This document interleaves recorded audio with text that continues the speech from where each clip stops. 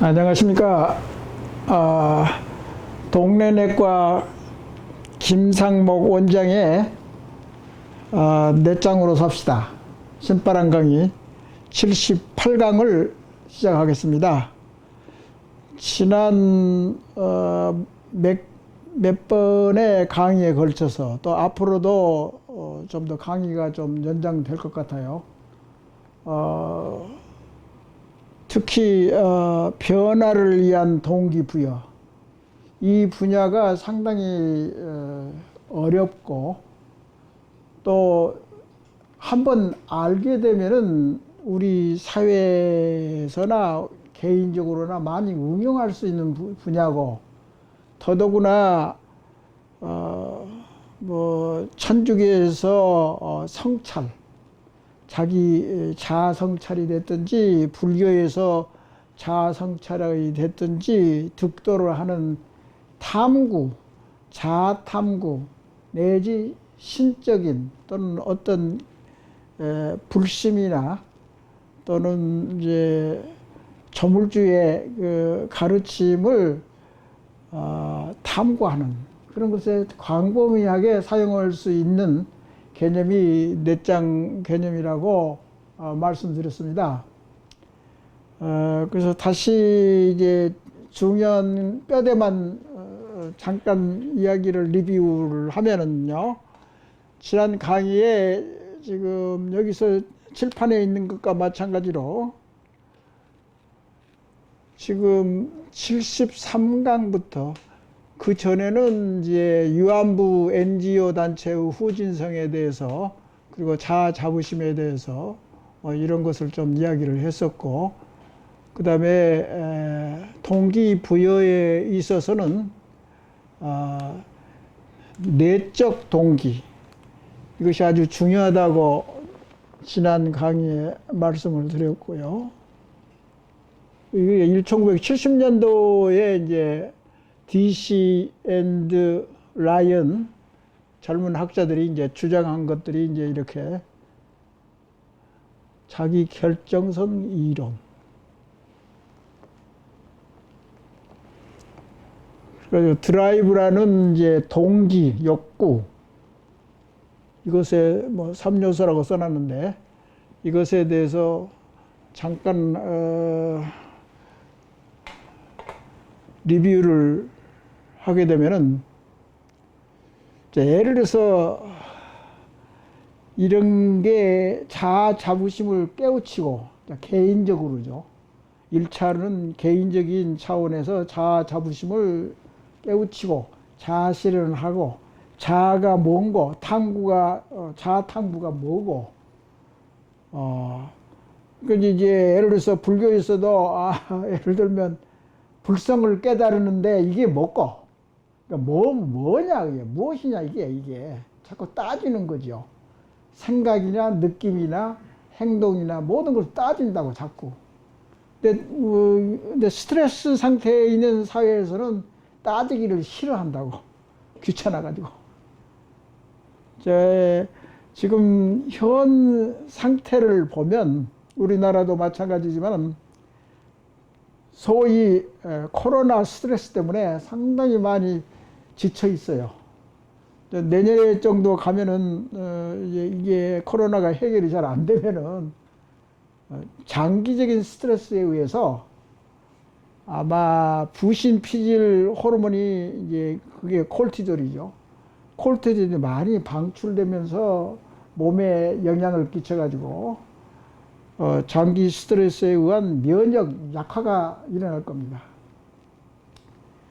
그리고 이제 사회적인 이제 불만족스러운 그런 여건들, 경제적인 것, 또 사회적인 것, 또 기득권이 자기 돈 쓰는 것에 자꾸 치우쳐가지고 그 혜택을 못 본 층이 이제 소외감을 많이 느낀다든가, 그러면 사회 전체로 보면 누구나 전부 다 의의가 있는 삶이 아니고 자꾸 스트레스에서 서로 엉키고 싸우고 생산성을 발휘 못하는 이제 시대가 올 수도 있단 말이죠.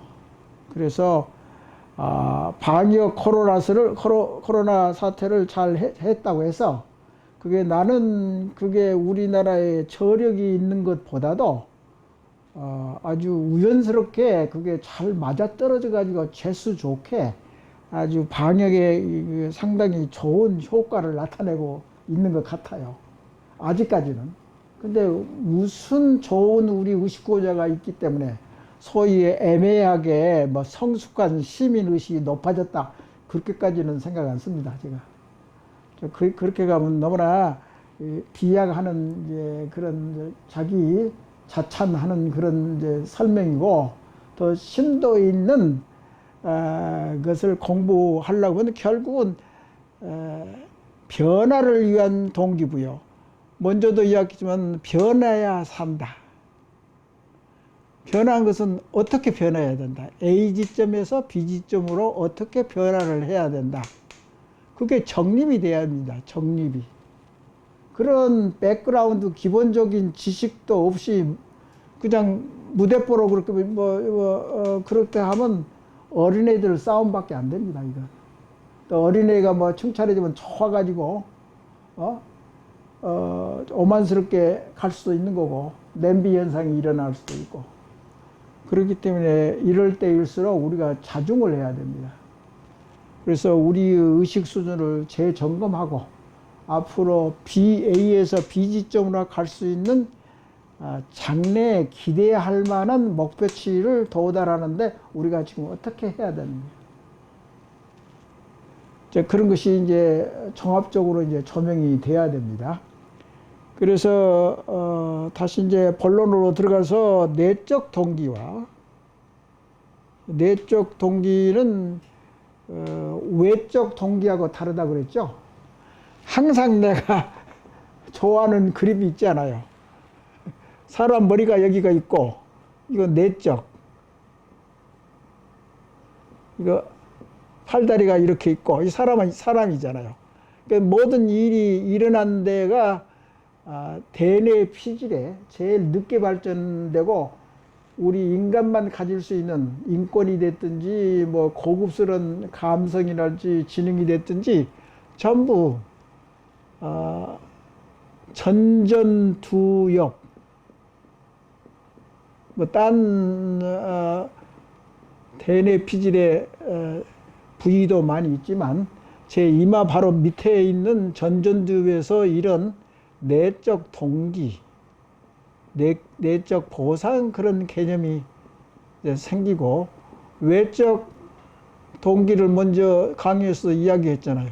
내끼도 외부에서 서로 비교하고, 그 뭐 어린애를 싸우는 것 같이 네가 잘났네 못 잘났네 자꾸 그런 이제 외적 동기에 의해서 아주 표면적으로 일시적으로 좀 우쭐하는 그런 성질이 있게 되면은 그 내부에 있는 엄청난 잠재력 있는 내적 동기에서 일어날 수 있는 능력을 함양할 수가 없습니다.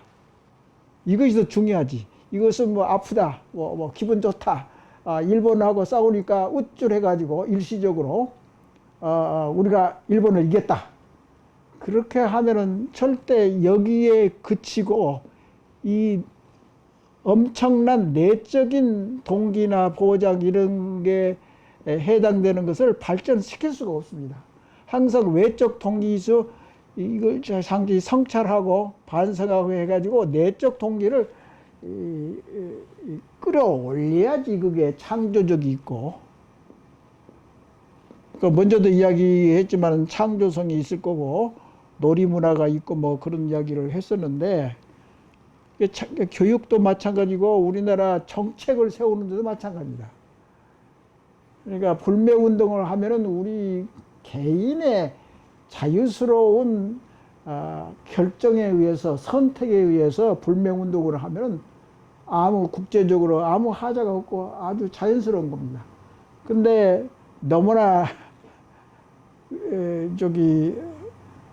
수준이 낮게 국가 차원에서 예를 들어서 불매운동을 조장을 한다든가 그런 수준이 좀 낮은 겁니다. 국제사회에서. 개인이 한 것은 아무 문제가 없습니다. 지금까지 잘 하고 있다고 생각이 됩니다. 그래서 내적 동기, 자기 결정성. 그러니까 자기 결정성이라는 건 이제 이렇게 심리학적으로 공부를 해보니까 서양 사상사에 있어서 특히 보수주의라는 것이 있잖아요. 우리나라에 지금 보수당, 그러니까 야당이 보수 세력을 결집하고 정립하고 그것을 정립시키고 실천 목표가 있다든가 실천하는 콘텐츠가 있어야 된다든가 그렇게 전혀 공부를 안 합니다. 지금 야당에서 그걸 만들어야 되는데 전혀 움직임이 없습니다. 그러니까 변한다는 것만 알고 있지 그러면 어떤 지점에서 어떤 지점으로 그러니까 제대로 된 보수를 하려면 어떤 수준에 도달해야 된다는 그 자체 공부도 안 되어 있고 정책도 없고 아무것도 하는 일이 없습니다. 제 생각 같아서는 나는 이제 보수하고 진보에 대해서 체험을 하고 몸에서 익힌 그런 경험에 의하면은 알기 쉽게 이야기합시다. 보수 그러면 나는 이렇게 생각합니다. 보수는 원래 기득권 세력이랄지 양반 세력이랄지 돈이 있고 교육 수준이 높고 권력을 가지고 있는 사람이 기득권이라고 볼 수 있습니다. 근데 기득권이라는 것은 이제 여러 가지 형태로 그게 힘이 있다는 소리인데 그것은 이제 자본주의 사회를 영위하는 한 그것은 아주 정당하고 그런 시스템에 의해서 사회가 발전하는 원동력이 거기서 생기기 때문에 그 원동적인 뿌리를 이게 나쁘다고는 절대 할 수가 없습니다. 그런 욕구가 우리 인간에 있다는 것을 일단 인정을 해야 되기 때문에 그리고 지구상에서 지금 자본주의 사회가 세계를 제패하고 중국을 뭐 300년, 400년 전에 무너뜨리고 현재도 사회주의가 지금 러시아 같은 데는 망했고 그다음에 중공하고 이북은 예를 들어서 아직도 너무나 사회주의고 자유가 없는 그런 시스템을 간다 하면은 그 앞길이 좀 캄캄하죠. 장래성이 없는 그런 식이 되죠. 아마 정치적으로는 어떤 이점이 있겠죠. 자기들도 이제 통제하려고 자유를 덜 주려고 애를 쓰는 모양이죠.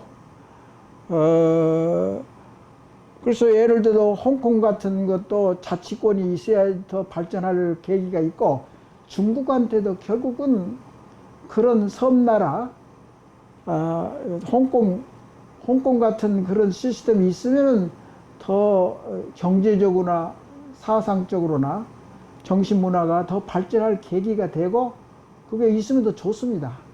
그런데 이제 통제를 못하니까 그러니까 귀찮아서 그러니까 통제를 할 수 있는 힘이 있어야 되는데 달러도 바닥이 났다든가 너무나 과도하게 미국하고 중국하고 대결을 하니까 힘이 약한 사람이 이제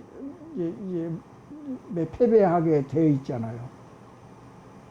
그러니까 그런 것을 지도자들이 잘 알아서 또 이북도 마찬가지고 그래서 그런 것을 잘 의식구조의 그런 바탕 지식을 알면서 그런 것에 대책을 세우고 국제적인 또는 우리나라 주위의 강대국의 의식구조 중국의 의식구는 현재 어떠나 우리나라의 의식구조나 국민성은 어떤가 이북은 어떤가 사실은 우리가 통일을 준비하려고 하면 이북의 의식구조도 알아야 됩니다. 아마 어느 정도 동서독의 의식구조 차이, 독일이 통일한 후에 여러 가지 이제 어렵게 잘 지내왔는데 의식 차원에서도 상당히 보편화되고 상당히 그 동독하고 서독하고 의식구조의 갭이 자꾸 줄어들고 어느 정도 평준화되어 있는 상태로 알고 있거든요. 노력을 했기 때문에. 이제 그런 것을 우리가 미리미리 이북에 대해서 많이 알고 현실적으로 잘 알아야 됩니다. 이북의 지도자나 이북의 백성들이 어떤 생각을 하고 있고, 만약에 통일이 어느 정도 된다고 하면은 그 갭이 많아가지고 생기는 혼란스러움 그런 거랄지, 돈이 더 많이 들어간다든가, 예를 들어서. 돈만 예를 들어서 애들을 많이 낳자고 해서 돈만 펑펑펑 쓰면 그 무슨 이익이 있습니까? 다른 방법을 써야지. 독창적인 아이디어랄지 전체적인 흐름을 파악하고 거기에 대처하는 이제 출산율을 높인다든가 어떻게 지혜롭고 돈이 적게 드는 노인 문제를 해결할 수 있는가, 그런 걸 다 연구하고 생각하고 그 머릿속에 그런 걸 연구하고 판단하고 분석하고 그런 능력이 전부 다 대뇌 피질의 전전두엽의 능력에 의해서 결정이 난단 말이죠. 그러니까 머리가 나쁜 사람은 그걸 해결을 못해요. 간단히 말해서. 그건 너무나 생물학적으로 이야기를 하지만은, 생물학적이 됐더니 문화의식이 됐든지 간에 여기서 지금 문화의식도 나오고, 여기서 운동하는 이제 극기 훈련이랄지, 우리나라가 참 열정적이고 끈기 있다고 그러잖아요. 끈기 있고 열정적이고 쉽게 포기하지 않고 어지간하 하면은 만족스럽게 생각을 안 한다고. 좋은 말로 하면은 욕심이 너무나 많은 거고, 나쁜 말로 이야기하면은, 좋은 말로 이야기하면은 아주 잠재력이 아주 센 민족이란 말이에요, 우리가. 그러니까 그것을 장단점을 헤아려 가면서 이제 해석을 해야 되는데, 여하튼 예를 들어서 우리나라의 보수가 엉망이 돼가지고 정립을 못 해가지고 총선에 졌다, 그렇게 판단을 하면 빨리 학자들을 불러가지고 그 분야에 있는 학자들 불러가지고 빨리 셋업을 해가지고 그것을 기초적으로 벽돌을 쌓기 시작해야 되는데 전혀 멍청하게 나가지를 못해요. 사실은 우리나라는 지정학적인 문제 때문에 공산주의에서 이념적인 그런 건 있죠. 그 차원을 넘어서 우리 인식이나 생각이나 의식구조나 국민성이 어떻게 조금 감안을 하고 변화를 시켜가지고 레벨업, 의식 수준을 올리면은 이런 것이 다 저절로 해결이 된다는 그것을 위정자들은 깨닫지를 못하는 것 같아요. 한심스럽지. 그래도 나는 다문화에 대해서 경험이 있고 외국 생활을 많이 했기 때문에 우리나라의 장단점을 잘 알고 있어요. 그래서 나 같은 사람도 우리나라의 장점, 우리나라의 좋은 의식구 6가지를 이미 개발한 사람입니다. 거기보다도 더 좋은 우리나라 의식구조 6가지를 아마 제시를 하면은 좋죠. 서로 경쟁도 되고 의견도 교환하고 되고. 근데 이런 중요한 부분에 아주 잠잠해요. 아주 잠잠하다고. 사실은 이런 거는 사회학적이나 심리학적으로 이런 분야를 많이 이제 파고 있는, 연구를 하고 있는 학자가 좀 모자란 것 같아요. 그런 많지는 않은 것 같아요. 그러니까 이런 분야에서 개인적으로나 또는 사회적으로, 국가적으로 이걸 많이 발전시켜야 됩니다. 이제 그것은 차차차차 나오는 거니까, 그러니까 예를 들어서 정치사회에서 변화를 위한 동기부여. 동기부여가 뭐냐? 동기부여에서 결정을 하고 근데 여기 보면은 먼저 강의에도 이야기했지만 자유 선택을 하고 선택한 사람이 결과에 대해서는 100% 책임을 지고 행동은 매진을 하고 인내를 발휘하고 우리나라는 이제 인내를 발휘하고 추진력은 여기 많은데 이제 이게 세월이 지나서 먹고 사는 것이 이제 해결되면은 이 행동도 기득권이 움직이질 않으려고 한다고. 그럼 우리나라가 있는 사람이 힘을 안 써주면 누가 힘이 있겠습니까? 서민들도 뭐 밥 벌어 먹는데 시간도 없고 거기에 여유가 없는 거죠. 그러니까 예를 들어 강남에 있는 이제 졸부라고 하면 좀 기분 나쁘죠. 돈밖에 모르니까. 그러니까 어느 정도 서울 사람들이 혜택을 누리고 기득권이 있다 그러면 그게 넘치는 게 그게 넘치고 흘러나오는 여유가 있어야죠. 그것을 이용을 해서 사회 전체가 다 잘 발전할 수 있는 것이 이제 공동체 의식이에요. 원래 이제 공동체 의식이 있었는데 국가적으로 공동체 의식이 별로 없는 것 같아요.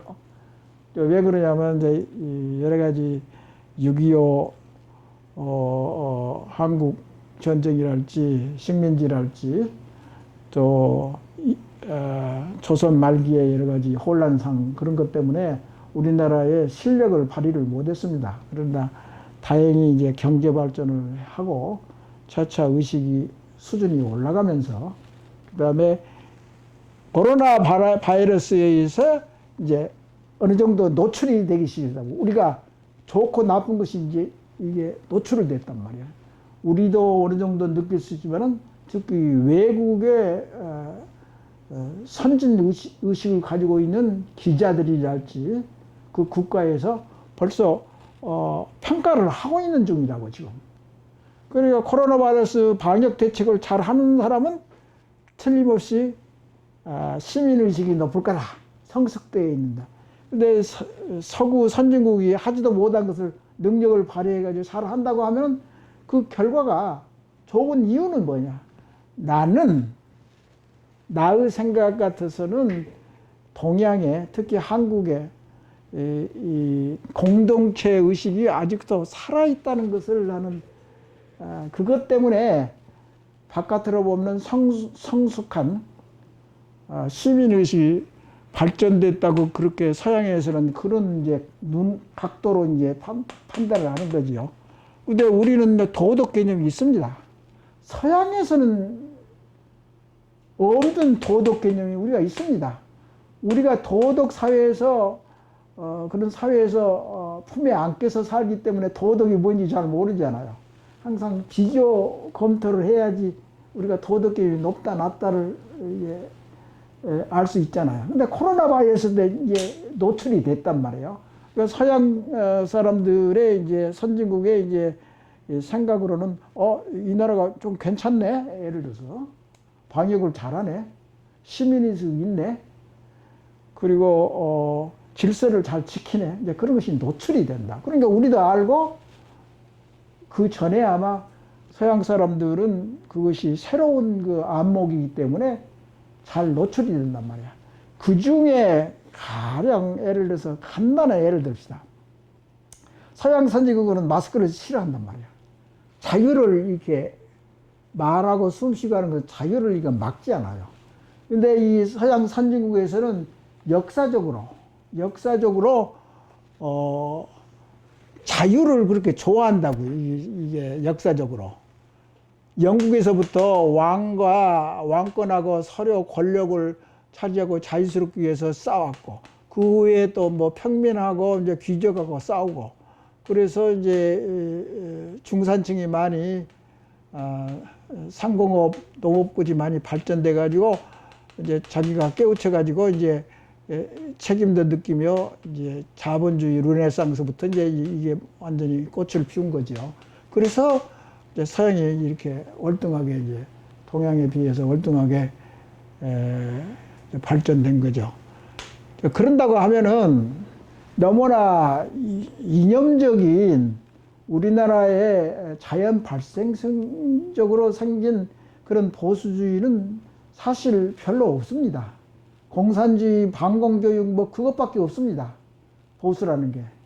그러면 보수라는 것은 힘이 있고 재산도 많고 권력이 있고 그런 사람들은 나의 경험으로는 그러면 이제 비즈니스를 많이 왕성시킨단 말이죠. 대기업이 됐든지 중소기업이 됐든지. 그러면은 그 사람들이 힘이 있다고. 돈이 있기 때문에.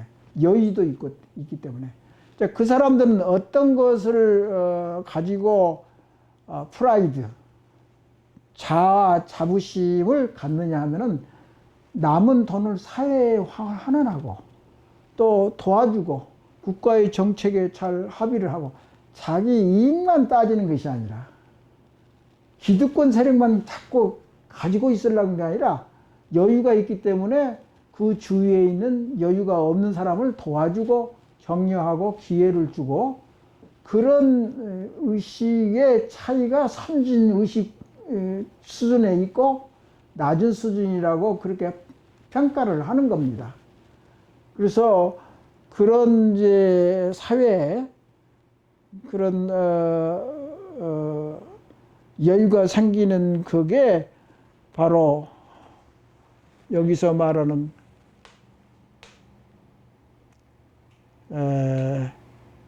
자율적인 거. 이것이 발전이 보상이 있었고 당근 채찍 레벨은 아닙니다. 보상이라는 것은 외부에서 오는 돈이나 외부에서는 뭐에 의해서 자기가 동기를 부여하면 이제 예를 들어서 강남의 부자가 이 수준에 남아 있으면은요, 내가 벌어서 이 사회에서 내가 쓰는데 뭐가 왈가왈부하냐 그런 이제 무식한 이제 이야기가 나온단 말이야. 그렇지만은 사회라는 것은 발전하면은 자기가 남은 여력을 딴 사람한테도 사회나 환원하고 도와주고 전체가 발전할 수 있는 그런 마인드. 그게 내적 보상입니다. 내적, 그러니까 인간으로서 제일 소중한 것들이죠. 이런 것들이. 내적 보상을 해서 같이 발전한다는 거예요. 그게 서구라파에서도 예를 들어서 자기가 국가에 남아도는 돈을 인마이 포켓 한다고 그래도 우리는 그런 거 필요 없다. 그런데 여유가 있단 말이죠. 그런 요사이고 그런 사례가 있잖아요. 남은 돈을 저기 국민투표를 했더니 나 받고 싶지 않다. 아무래도 거기는 사회 보장 시스템이 잘 되어 있기 때문에 사회의 부가 평균화된 거죠. 그래서 이제 그 이해를 그렇게 할 수도 있지만은 우리가 뭐 공짜 돈을 준다니까 98%가 전부 다 맞고 그러잖아요. 그게 이제 불로소득이나 마찬가지죠. 사실 어느 점에서는.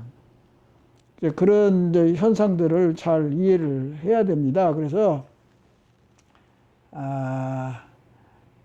이제 그것을 이제 다시 강조하는 거고, 그래서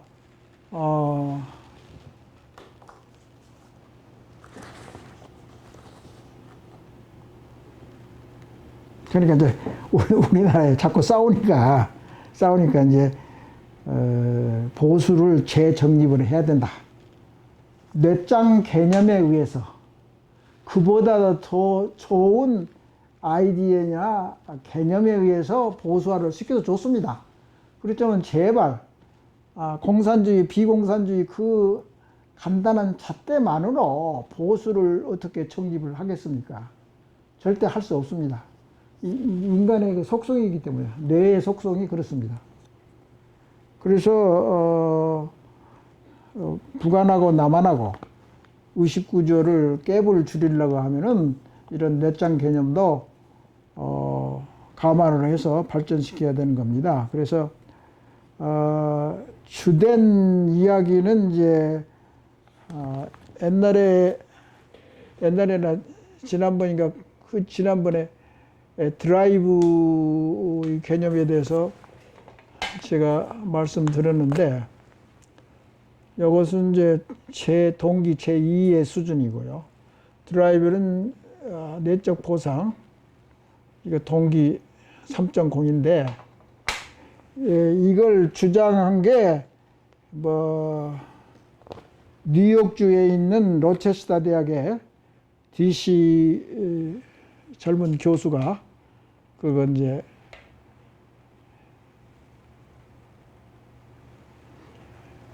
그 교수가 이제 발표를 했는데, 하여튼 거기서부터 시작해서 내적인 이제 보상이 뭔가, 그래서 상당히 보상에 대한 좀 이단적인 생각이 아니고 이거 정서화된 거죠, 그죠? 내적 보상에 대해서 이제 자기 결정성 같은 거. 그러면 이런 이제 사고 방식이 이제 긍정 심리학하고 많이 관계가 됩니다. 미국에서도 내가 알기로는 한 4, 50년 전부터 긍정 심리학이 상당히 인기를 보낸 적이 있는데, 또 의학적으로는 이것이 있습니다. 어떤 심장내과 의사가 미국에서 하는 이야기입니다. 미국의 심장내과 의사가 외래에서 이제 20명, 30명 대기실에서 이제 앉아서 기다리고 있는데, 그걸 통계를 내봤어요. 뭐냐면은 심장에 이상이 있는 사람, 그런 사람은 굉장히 성격이 굉장히 급한 성격이 있더라. 그렇게 해서 이제 그 의사가 발표한 것이 AU형 행동습성. 그러니까 이 사람 그 외래 환자 중에서 이런 타입을 가지고 있는 사람은 과도하게 경쟁력이 심하고 서두르고 차분하지 않고 조급증에 빠져 있고, 그리고 공격적이고 성급하고 참지를 잘 못하고, 그런 사람이 이제 A형, U형이라고 했는데, 이게 상당히 오래전입니다. 이게 한 4, 50년 전일 거예요. 근데 이걸 이제 알아보니까 지금 드라이브란 이런 말을 창조한 핑커 저자가 핑커지요. 핑커 교수의 드라이브 제 3의 동기하고 이제 서로 반대되는 개념이죠. 이건 이제 예를 들어서 보상과 당근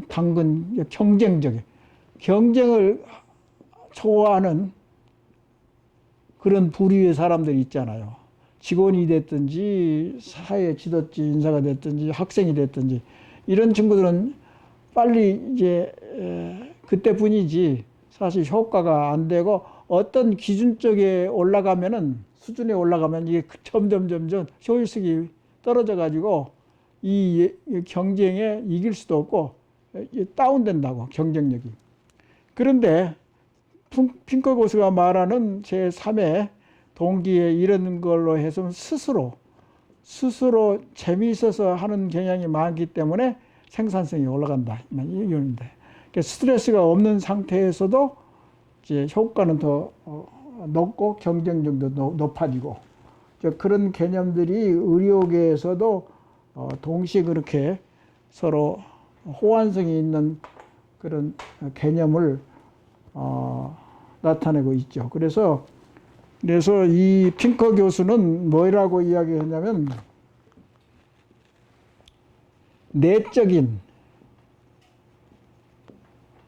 내적이라면 영어로 하면 인트린식, 외부는 엑스트린식, 내적인 건 인트린식 드라이브. 그런 이제 개념을 하게 돼서, 내적인 인트린식, 이 I자를 해서 내적인 IU형, 이런 말을 제시를 했죠. 핑거 교수가. 그러니까 뭐 이런 것은 드라이브 제3의 동기나 내적인 인트린식 I 유형, 여기는 이제 A 유형이라고 했는데 결국은 이런 걸 이제 첫 자를 따가지고 I 유형이라는 것을 조금 공부를 하신 것 같아요. 그래서 이런 것에 대해서는 다음 강의로 넘기고 오늘 강의는 이걸로 마치겠습니다. 네, 대단히 감사합니다.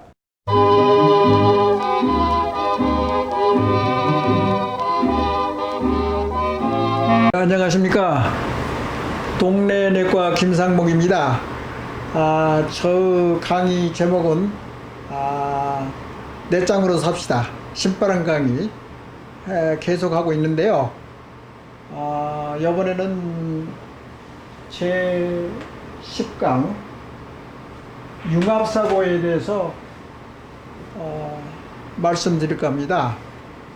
이 내장 개념을 개발하는 데 있어서 벌써 저도 경험도 투입시키고 또 뇌과학에 대한 새로운 방향도 또 공부를 했고, 그리고 이런 개념을 개발하는 데 있어서 자꾸 궁리를 하고 그러면은 새로운 아이디어 생기고, 그게 바로 그것도 하나 나의 자신의 발전입니다.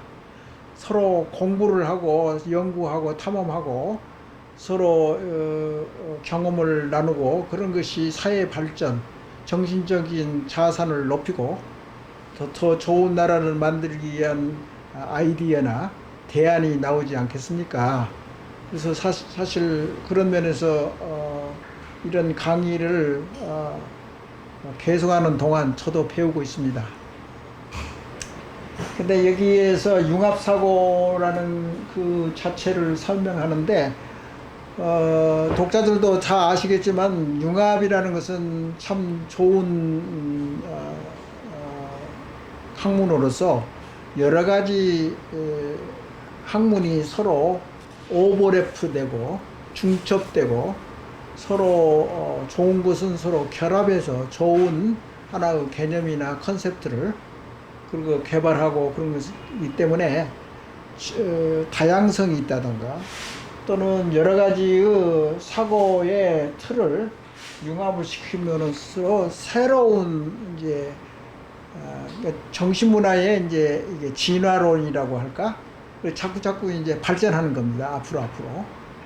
그런 의미에서 융합이라는 말은 좋은 말인데 특히 4차 산업이나 복잡한 현대 사회에서 더 발전을 시키려면 이런 복잡성이 있는 그런 것을 파고들어야 됩니다.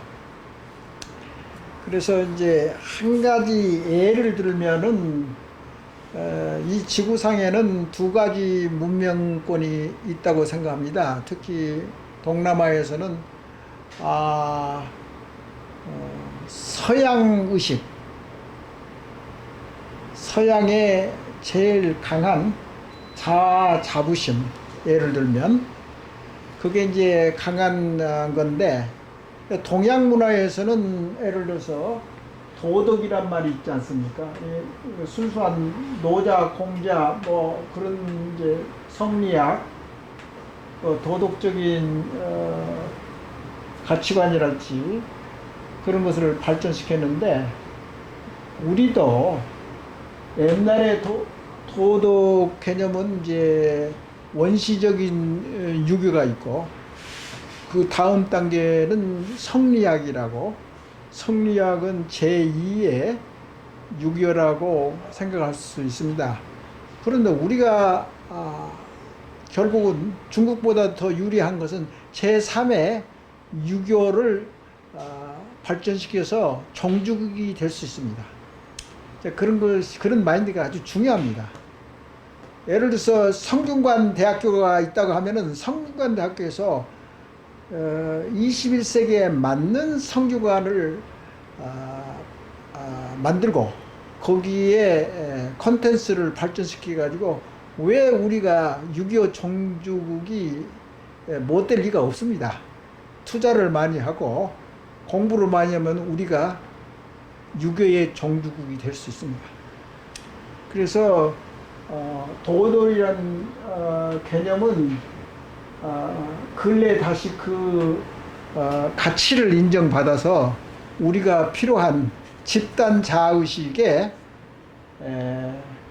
상당히 좋은 면모가 있습니다. 그래서 절대 포기한다든가 버릴 필요가 없습니다. 우리 심성에는 우리가 알지도 못하는 사이에 도덕관념이나 집단의식, 자아의식이 다 들어있습니다. 그걸 그렇게 나쁘게 단지 나쁜 것을 이제 이게 제거시키고 좋은 것만 육성해서 더 좋은 유교를 개발할 수 있다. 그런 취지입니다. 그리고 서양의 의식구조를 이제 공부하다 보니까 우리 동양의 도덕관념하고 거의 맞먹는 가치체제가 양심과 책임이라고 나는 확신을 합니다. 이제 왜 그런 거니 하니 이제 여기서 이제 보면은 우리 인간의 본성, 인간의 욕구가 한 3가지 정도로 우선 이야기하는 학자도 있습니다. 첫째는 사랑을 추구하고 행복을 추구하는 욕구. 누구나 원하잖아요. 두 번째는 자유스러운 것을 갈구하는 욕구. 근데 자유스럽다는 그 개념은 봉건주의가 강했던 동양 유교 사회에서는 그게 쌓기가 좀 어렵다고 생각이 됩니다. 과거에. 그런데 이제 서양에서는 그 자유 개념이라는 게 엄청나게 많이 르네상스를 필두로 해서 거기서부터 많이 이제 개발된 욕구가 자유에 대한 욕구입니다. 그 자유로운 기업, 자유로운 언론, 모든 것이 자유로운 욕구를 성취를 함으로써 행복을 느끼고 보람을 느끼고 그렇습니다. 세 번째는 예를 들어서 사회에 기여를 하는 거, 명예욕이라고도 나쁘게 이야기할 수도 있겠지만은 이제 주위 사람들에게 기여를 하고 보탬이 될 수 있는 그런 것을 줌으로써 자부심을 느끼고 해서 행복을 추구하는 그런 것도 있습니다. 그러니까 그런 면에서 서양에서는 이 자유에 대한 사회적인 욕구 이게 엄청나게 강해져 가지고 어떤 이제 원칙이 세워졌냐면은 양심이란 것도 이게 원칙을 지킨다. 양심을 지킨다. 우리 동양에서도 양심은 있습니다. 그런데 이제 도덕이라는 것으로 해서 이제 얼버무려 가지고 총체적으로 도덕이라고 표현을 했는데요.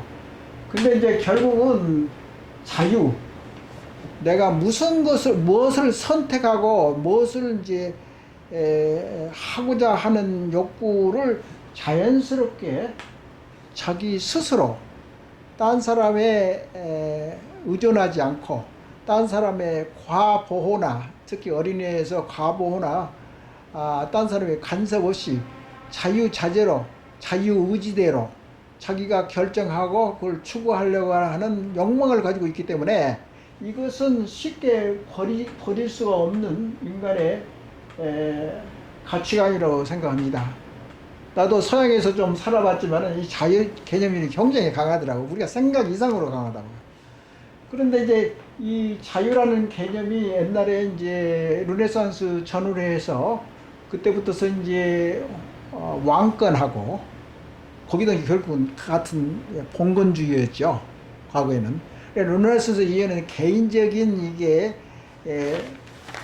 프라이드랄지 개인적인 이제 결정권 이런 것이 많이 대두됐기 때문에 이제 선택한 결정 또 그 주도적으로 선택하고 결정하는 권리가 개인한테 있다. 그러니까 개인적인 자아와 자부심이 많이 발전했다고 할 수가 있죠. 그런데 이건 뭐 정치에서만 이야기하는 것이 아닙니다. 그리고 프랑스 혁명이 됐든 자유, 평등, 박해 정신 그러지 않습니까? 그리고 자유라는 것이 꼭 들어있거든요. 자유라는 것은 그렇게 중요시 여긴단 말이에요. 서양의 철학이나 사상에서는 자유사상, 이걸 아주 아주 중요한 욕구나 권리로 생각을 하고 있죠. 정치 사상에도 마찬가지예요.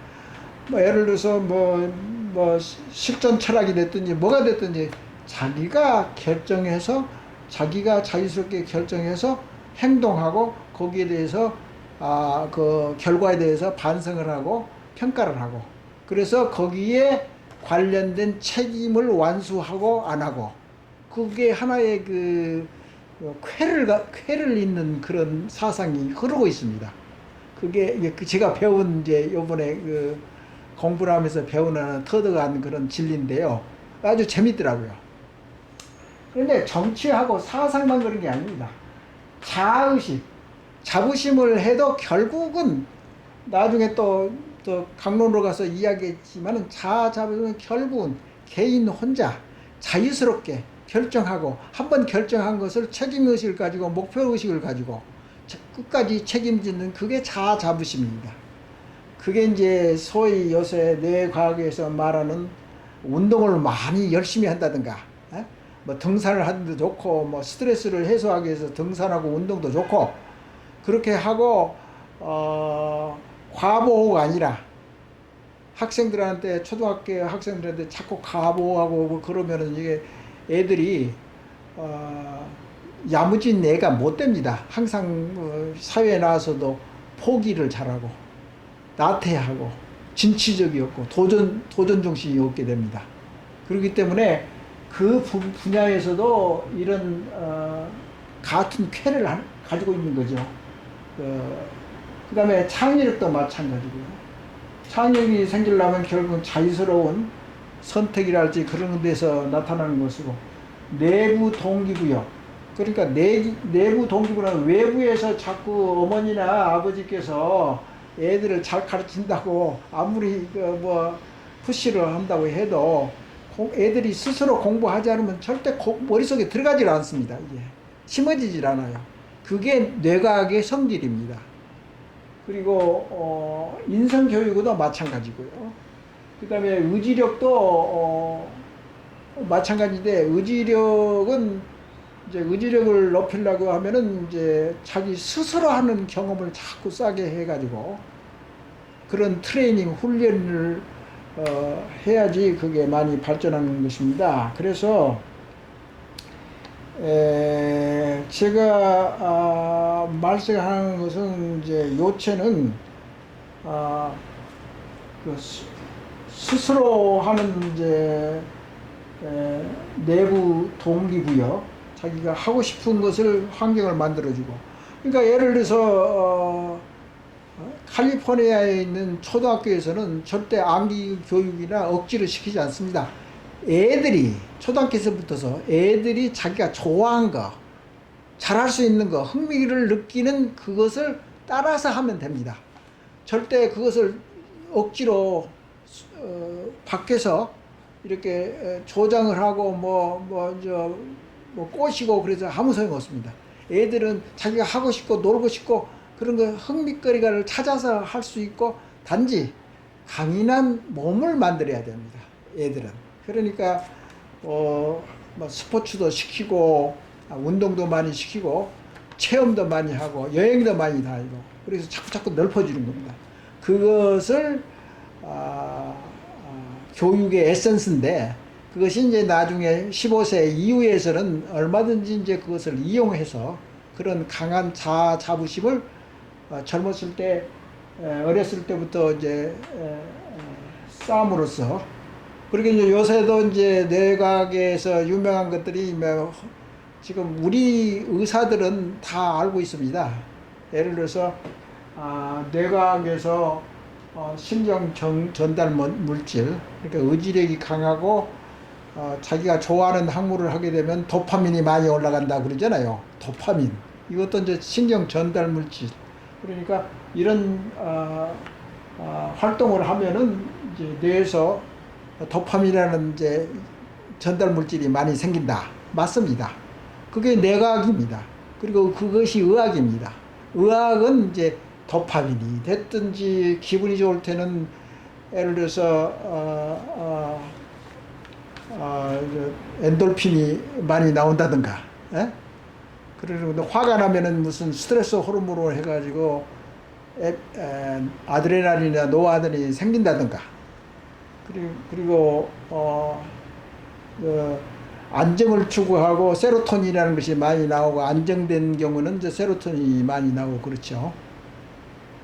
그런 것은 사실 우리 의사는 그런 뇌과학에서 이야기되는 이런 인지나 뇌장에 관련된 호르몬들은 전부 다 알고 있습니다. 우리 의사는. 그러니까 알죠. 무슨 말인지. 그리고 그런 그 전달 물질은 일부는 우리가 주사약으로, 예를 들어서 쇼크가 난다든가, 아주 응급상황에서는 정맥 주사로 그런 신경 전달 물질은 주사를 주고 있습니다. 지금 현재. 그러니까 일반 환자, 일반 독자들은 모르죠, 그걸. 그러니까 제가 이제 그런 의사로서 뇌생리학을 알고 호르몬과 또는 이제 자율신경, 이거 다 관련된 겁니다. 그래서 이런 것이 한 쾌를 이어서 이게 발전할 수 있다. 그래서 어떤 카테고리, 지향점, 또는 어떤 이제 분류 통계를 해서 이렇게 이야기를 해주면은 우리가 이해하기도 좋고, 잊어버리지도 않습니다. 기억의 속성상. 그래서, 이게 중요한 개념에 대해서 여튼 독자님께서 얼마나 그것을 소용했는지 몰라도 제가 최대한 대로 노력해서 강의를 했습니다. 어려운 강의 잘 들어줘서 감사합니다.